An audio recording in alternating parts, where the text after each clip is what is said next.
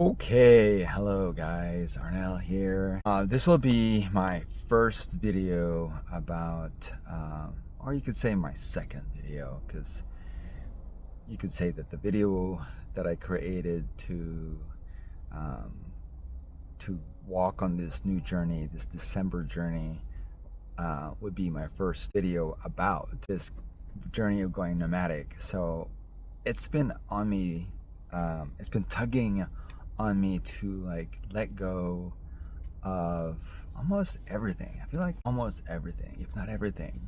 And by that I mean like stop hanging on to living in a house, in an apartment, in a structure, and to go nomadic, to really fully surrender. Part of it is because I want to live the lifestyle of being able to travel and work from anywhere. And you know, when you grown up to be programmed that acquiring material wealth is the way to go, is stability, is foundation, is safety, is stability, security, when truly it is just a state of mind and feeling. It's not the things that you have that make you feel safe, stable, secure. It is the energy behind it, what you believe is, or what makes you safe, stable, and secure. The past, I want to say, you could really say the past year, almost 2 years now, because starting last year, you know, I went from living with a bunch of roommates to moving into my own place. But I had the intention to attract my partner to live with me, and sort of did that. And I say sort of is because I wasn't necessarily clear that that was my intention. I was trying to manifest it, but I was manifesting it from a place of lack, and it didn't stick. And part of me also wanted to still live nomadically and travel, and my resources to support that lifestyle wasn't quite there yet. So it fell apart, and I was being evicted from that apartment, and it was quite a bit. It was like $1,800 at the end of the day, including utilities, for one bedroom. And don't get me wrong, it was a nice one bedroom. It had also a garage attached to this apartment. It was kind of like a townhome. And then I looked at another place, and that was much less. That was about $1,100, excluding utilities. So put another $200 on top of that for utilities. And so my partner then and I, or I'll just say my girlfriend and I, my ex-girlfriend, and I moved into that place because she felt that that was more secure and she felt more comfortable with that place. But our energies weren't in alignment, and so that too fell apart. And again, my energy wasn't stable. My financial situation wasn't stable because it was wanting to do something else, was wanting to be free from having rent, having to have the bills to pay for such a lifestyle or structure. And I was also going through a twin flame journey. And really, people will say that, well, you'll have two collectives saying twin flames are not my cup of tea, so to speak. That it's very challenging, and it is, but it is a fairy tale story. And I don't want to say that because what fairy tale story does not have drama in it? All of them do. They meet and fall in love, and then there's a separation, and then there is drama, and then they get back together, and then there's there's back and forth until it finally sticks, and they stick together, and they fight all the challenges together, and then there's a happy ending where they're back together for good. But that's where it ends. But the real story is that those challenges do continue to come up in our lives. A twin flame journey is when one soul that's split into two bodies, hence twin, meet. And the purpose for that dynamic is to bring about the wounds that you haven't healed. And when you can heal from those wounds, then you can come in union together. But there's a separation that must take place, because in order for you to heal, you must heal on your own journey.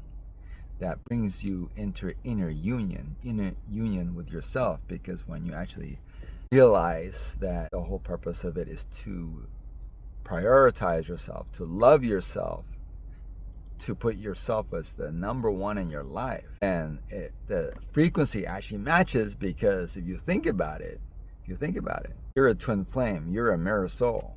You need to come energetically in alignment with yourself, and when you do that, that's actually when you attract your counterpart back into your life. And so it's the same for the other person too, your counterpart. They will go on a journey of inner healing as well, and when they do, that's when they, things come into alignment, and in essence, they attract you back into their life. So you have two souls, the two split souls. One soul merges back together, because in the inner union, you're finding yourself. Do you follow? It's kind of cool, but then at the same time, it's crazy, in that there's so much involved with it. It's an up and down journey, but it is to end generational patterns, traumas, wounds. This is the opportunity for you to heal those wounds for your future lineage and for the collective. We're all doing what we're supposed to be doing to raise the vibration, the frequency of everyone, of all the collectiveness. Does that make sense? Is that a word? For all the collectives, not collectiveness. For all the collective. It's if you think about it, if you're in that journey, not everyone is on that journey at the same time. I do believe that eventually people will experience that, because again, it's a process in which we come into inner union with ourselves to heal all the wounds that we have from past traumas, from past timelines, from past versions of ourselves. And past versions can be your father, your mother, your grandfather, grandmother. So generational traumas, curses that seems to want to come out. Generational curses, break those. So where am I going with this? So anyway, going back to that was a full circle around to where I want to get to, which is that I am, last night was my actual first night that I feel, it's not my first night, but second night sleeping in my car. And I on Sunday I prepared myself for this journey, and I am grateful for my nephew allowing me to stay with him after I left my apartment to transition into this. And so in the month of November was a transition for me from living in an apartment to temporarily living in my nephew's one-bedroom apartment, sleeping on the couch.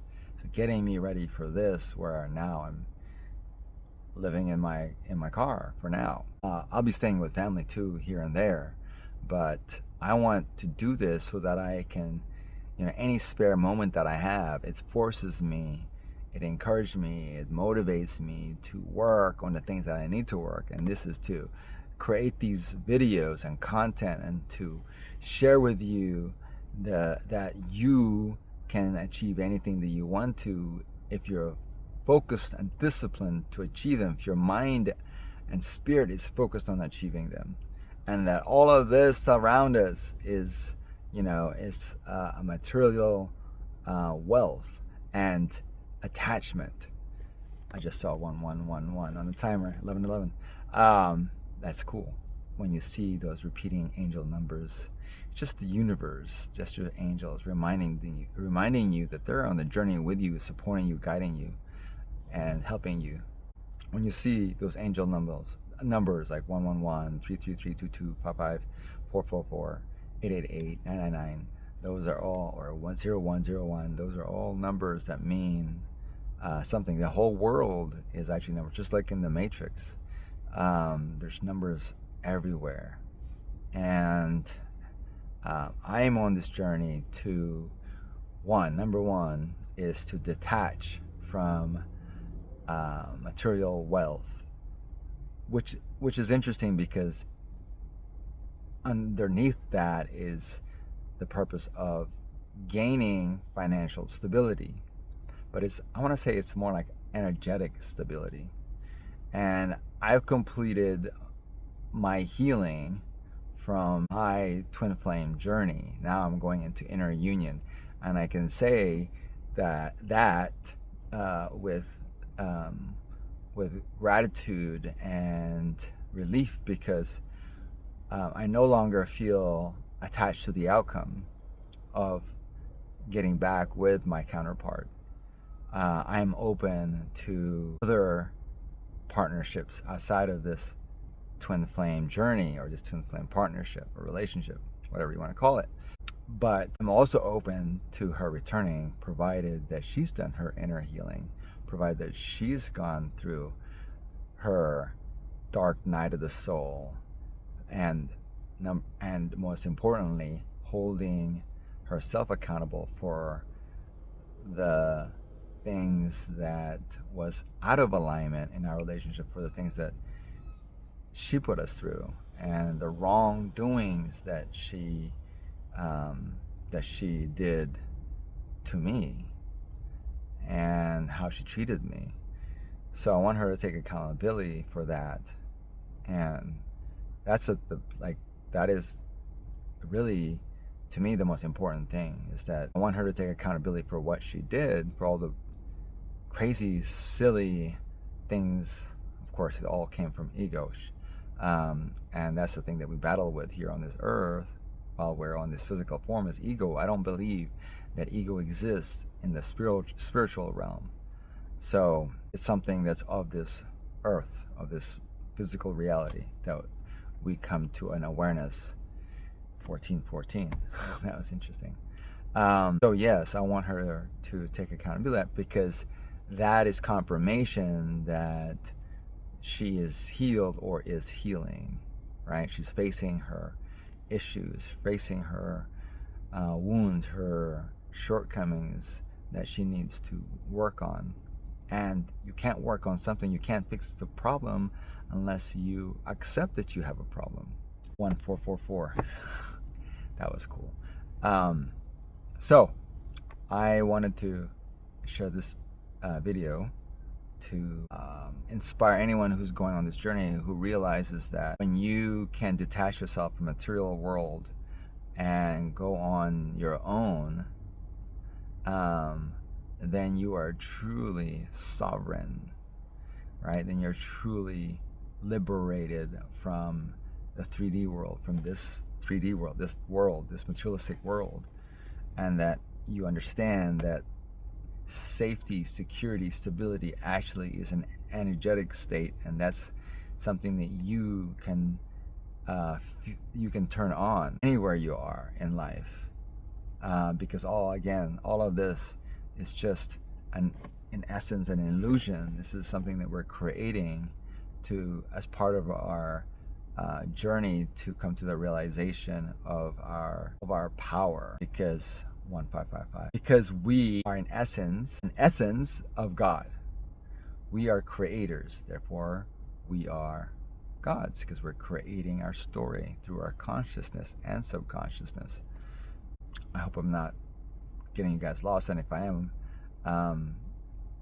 you will get caught up and understand this as you continue to watch my stories, as I will continue to explain all these concepts and you'll be hope. And my intention is that I will help you connect these dots, connect these concepts together, and how they all intertwine, and how they are all interdependent.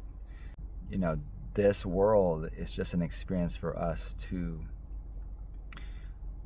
is exactly that, to experience our greatness, our power, our godliness, so that we can continue to expand the collective, so that we are being God as an expression of God. Do you understand what I'm saying? Anyway, I just wanted to also say that so to prepare myself to be in this journey, I had to consolidate my clothing, my work clothes, with my activity, my workout clothes, into 2 duffel bags. And I have my backpack, which I keep all my gear for content creating, which is my laptop, my journals, my tripod, and I did buy another.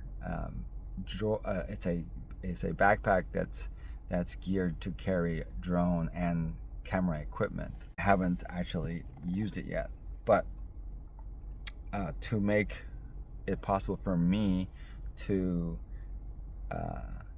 sleep in my car, and I figured, based on the lifestyle that I am, the lifestyle and journey I'm on, I will only be in my vehicle for the period that I need to rest and sleep.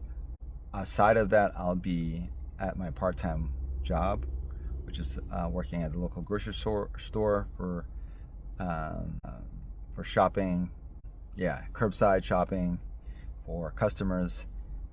So working a part-time job, and then going to the coffee shop, working on my business, my online business, and creating content for such as this for my audience, which my viewers, you, and also to expand and support that business or my coaching with products that help you, my viewers, live the inspired lifestyle of reminding yourself of who you are, which is you are God, essence of God, and that everything you need is within you. The kingdom of heaven is within, to achieve whatever dream, goal you want to achieve. And anything that's holding you back is just a layer, like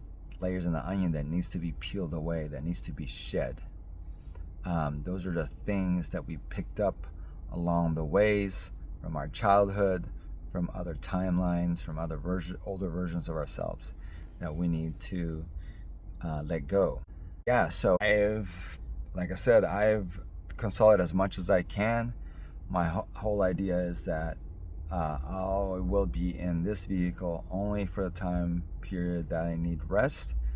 And the beauty of technology is that we can watch anything on our mobile devices, on mobile phones. And last night I was actually working on a website using my hotspot. So I was working on the website on my laptop using hotspot, because that was another challenge that I was thinking, is like, how do I work remotely if I'm not at a coffee shop or a library or a shared workspace? Well, if you have access to a mobile hotspot as a service add-on on your mobile plan, I would encourage you to have that enabled or subscribe to that if you're going to be nomadic and work from your car or work remotely. Is have a hotspot service with your mobile device. And then I will spend very little time in this vehicle. The rest will be in the gym, social function, my part-time job, coffee shop, or shared workspace. This place that I'm parked at in front of is called Think Lounge in Lakeline. It's an amazing space. It's like a coffee shop slash shared workspace type of store.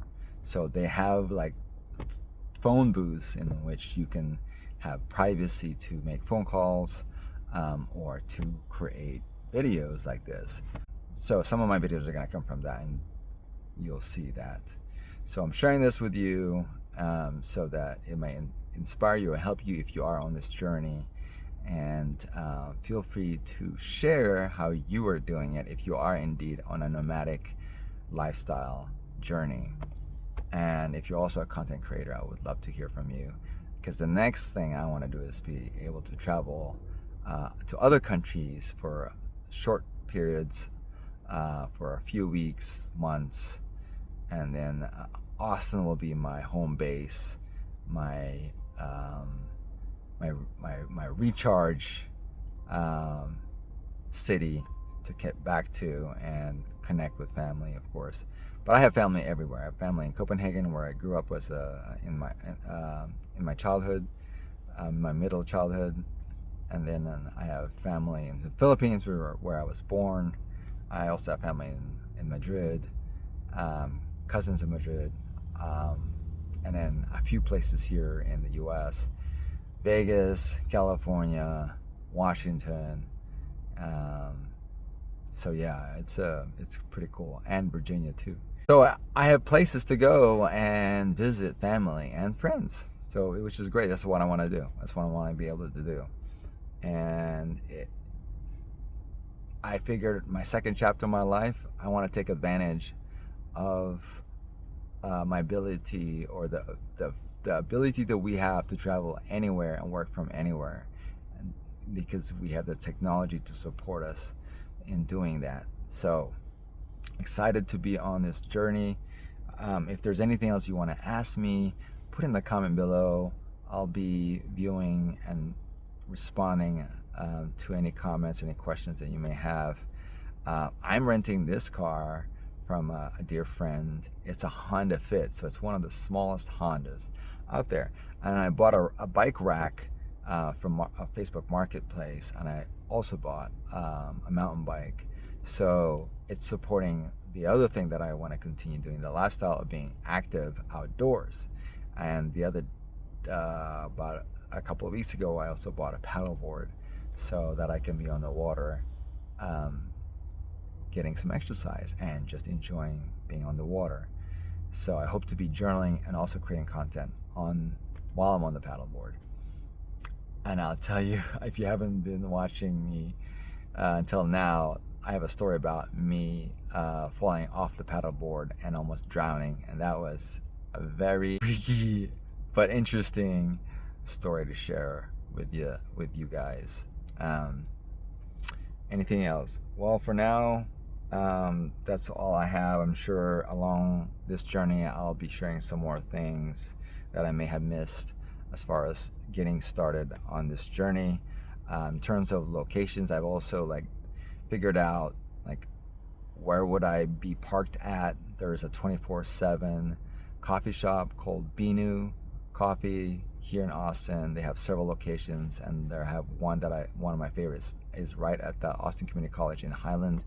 I love that place, and all of them have a very unique atmosphere, and I like that you can eat something, you can get something to eat out there from Beano Coffee, just like this place here, the Think Lounge here in Lakeline in Austin. But they're not 24/7. They're only open till 6 p.m. and they're not open on the weekends. So in Highland, there's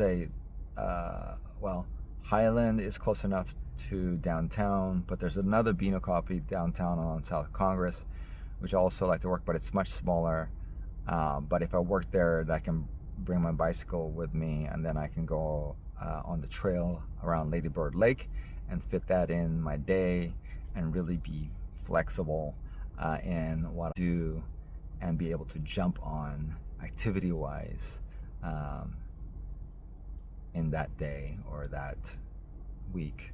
So you have to be really flexible in what you're doing, but have a focus and discipline on what you're wanting to achieve, because you are now living I want to say, uh, you're under your own time constraints, unless of course you work on a project with a client, and of course you have those things that are kind of keeping you on track.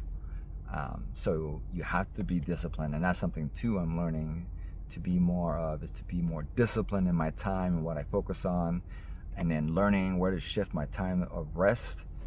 I did wake up a couple times, and here's the other thing too that was, that I had to think about. Is like, if I need to use the restroom, besides the gas station, what other place is gonna allow me to use the restroom? So it's nice that I have a coffee shop that's open 24/7, because I can work at that location, and then, sleep in my car, and then if I need to use the restroom, I have access to that. I'm also a member of Gold's Gym, and they're open early in the morning, and they close at 11 during the weekdays. So I figured after work, I'll go work out in the evening, I'll shower there, and then work at the coffee shop, and then rest in my car. And which is cool is that, like, I can pretty much travel anywhere around the city and rest. So I like that mobility, right? And for some people, this may be crazy because you're so attached to being in one place and not flexible or detached from the material world, or this 3D reality that we're experiencing. But I spent the last, wow, I would say, I was married for 20 years, together with her for 17 years, raising a family. And and I moved twice in that, but same city, moved twice in that span of 20 years. I felt like I didn't travel enough, and that was the thing coming out of that, is like, I don't want to be in one place too long. If I am, it's just a structure, and not, how do I express this? I want to be able to still travel. I didn't travel for pleasure. I did for business, but for pleasure. I didn't travel enough for pleasure. I traveled a lot for business. And I want to have that flexibility now, is to be able to enjoy life, explore the world, like I did when I was younger, because I had the privilege of, living with my parents, who was intentional about exploring Europe. So we visited several countries while we were living in Denmark. And that's probably because my dad had to get training in Paris for his French culinary degree, or he had to officially be trained in cooking French cuisine, because he was working for the French embassy. So we traveled all around Europe except for Greece, Portugal, and Italy. And those are the three places I want to visit. I also want to visit Eastern Europe.